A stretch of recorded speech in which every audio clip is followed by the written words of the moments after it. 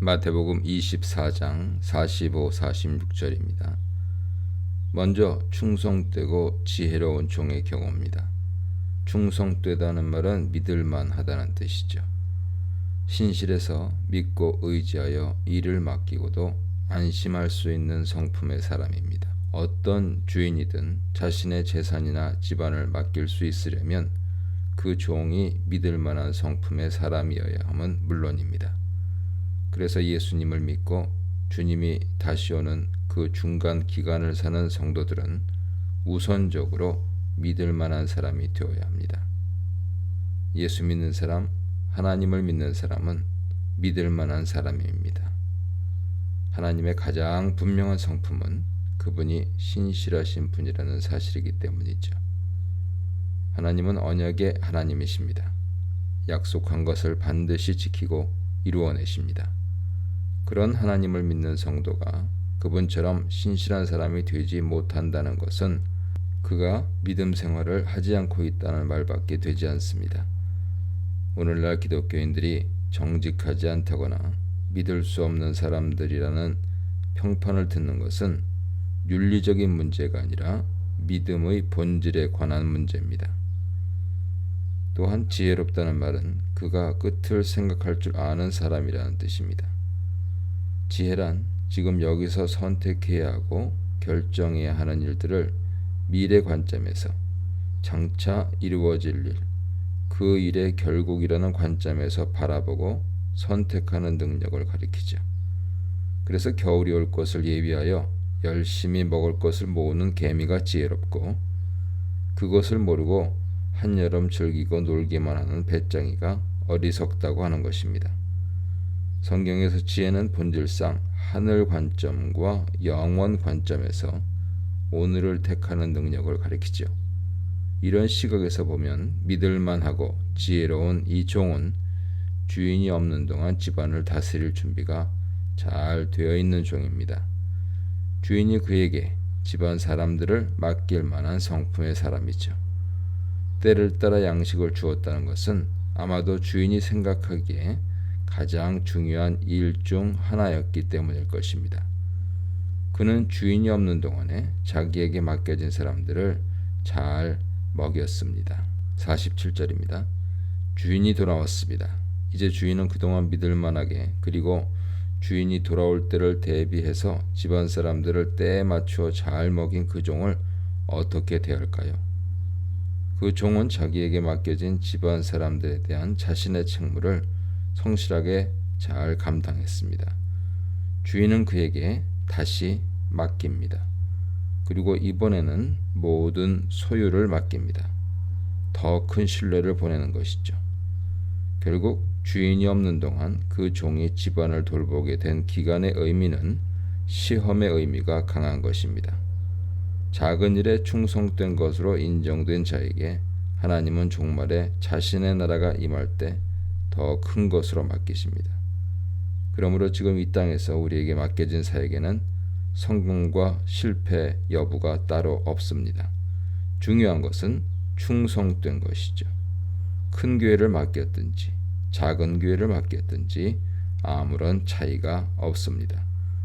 중요한 것은 크기로 잴 수 있는 성공이 아니라 지혜로운 충성이죠.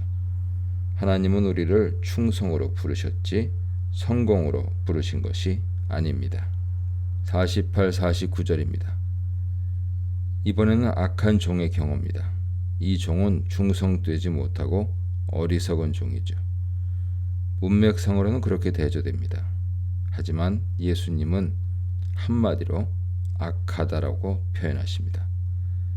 내용상으로는 전혀 믿을만하지 못하고 또한 어리석습니다. 믿을만하지 못하다는 것은 자신에게 맡겨진 사람들, 권리들, 기회들을 주인의 뜻대로가 아닌 자신의 욕심대로 사용한다는 의미입니다. 주인의 것을 가지고 자기 자신의 것인 것처럼 남용하고 자기를 위해서 쓰는 것이죠. 그것이 주인이 볼 때 악한 태도입니다. 주인의 것을 도적질하는 셈이죠. 앞서 충성된 종은 집안 사람들을 때를 따라 잘 먹였지만 지금 이 못 믿을 악한 종은 자기 배만 불립니다. 집안 사람들을 먹이는 것이 아니라 자기 배만 불리고 있죠. 그리고 한 걸음 더 나갑니다. 그의 악은 멈추지 않습니다. 혹시 그의 잘못을 지적하는 동료들의 말을 듣지 않습니다. 말을 듣지 않을 뿐 아니라 그들을 때린다는 것은 그가 완연히 주인 행세한다는 뜻이죠. 그래서 어리석은 것입니다. 그래서 악한 것입니다. 어리석다는 말은 다가올 미래, 종말에 있을 일을 계산하고 행동하지 못한다는 것입니다. 왜 몰랐겠습니까? 주인이 돌아올 것임을 그도 알았을 것입니다. 하지만 늦게 올 것이라 생각했습니다.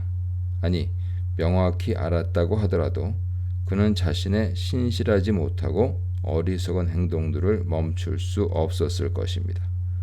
그래서 악한 종입니다. 사람은 죄를 지었기 때문이 아니라 그 죄에서 돌이키지 못했기 때문에 심판받습니다. 인자의 재림의 때를 계산하여 예측하려는 자들은 그 때를 예측할 수 없다는 사실을 인자가 늦게 올 것이라는 말로 착각할 수도 있습니다. 어쩌면 오늘날 대부분의 그리스도인들도 이러한 착각에 빠져 있는지 모릅니다. 진정한 제자는 인자의 재림의 때를 예측하려고 하지 않을 뿐 아니라 그분께서 아무리 늦게 오실지라도 언제나 깨어서 자신의 임무를 충실히 수행하는 자입니다. 51절입니다. 50절은 주인이 생각하지 않은 날, 알지 못하는 시각에 주인이 올 것이라고 말합니다. 이런 표현이 앞선 충성되고 지혜로운 종의 경우에는 언급되지 않죠. 충성된 종은 주인이 어느 날 어느 시에 와도 상관없기 때문입니다. 그것을 굳이 알 필요가 없습니다. 사실 초대교회에서 주께서 언제 재림하실지 그 정확한 날과 시간을 알고자 하는 것은 대단한 유혹이었습니다. 많은 사람들이 그것을 알기를 원했습니다. 그래서 사도 바울도 데살로니가 교회에 그에 대한 답변을 써야 했으며 누가 행전을 쓴 누가도 요한복음을 기록한 사도 요한도 그런 주의 재림의 지연에 관한 문제에 대답해야 했습니다. 하지만 신약 성경의 한결같은 강조는 주께서 이미 마태복음 24장 36절에서 말씀하신 그대로에 대한 확인입니다. 그 날과 시는 알지 못합니다. 하나님께서는 교회가 그 날과 시를 정확히 아는 것을 원하지 않으시며 또한 그런 지식은 필요하지도 않습니다. 중요한 것은 맡은 자에게 요구되는 충성이며 지혜입니다. 바로 그것을 갖출 때 그 나라에서 받을 기업을 다스릴 만한 자가 되는 것이죠. 그것이 중요합니다. 51절에서 이 테스트에 실패한 종이 받는 형벌은 끔찍합니다. 엄히 때리고 라는 말은 앞서 그 악한 종이 동료들을 때린 것과는 다른 표현이죠. 여기서는 문자적으로 두 쪽으로 나눈다는 의미입니다. 그리고 그런 그를 외식하는 자, 곧 겉과 속이 다른 자들이 받는 형벌에 같이 처한다는 의미도 동일한 이미지 연속입니다. 이 악한 종은 이미 마음이 나뉜 자입니다. 그래서 그가 받을 형벌도 그와 같이 자기가 택한 불신앙과 어리석음의 결과인 것이죠. 이 문단에서는 복이 있는 종, 벌이 있는 종, 악한 종의 문제에 대해 묵상해 보시기 바랍니다.